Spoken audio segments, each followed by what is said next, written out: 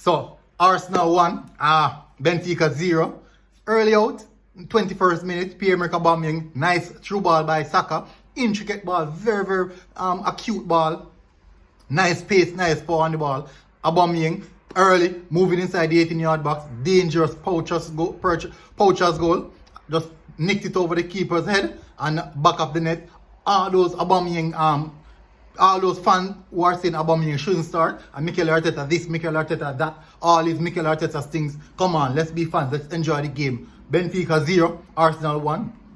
So far, it has been a really tight game. Benfica playing a high line on basically at half line. So they're trying to play compress, sucked us in our own half, but guess what? That's not working because what the likes of Odegaard playing some beautiful diagonal ball onto Tierney's leg, and that is key. That actually basically push them a bit deeper than they want to or they intend to. But guess what? Playing good so far, really enjoying the game. Arsenal 1, Benfica 0. Let's see how far this can go. Military Guna TV, I am out.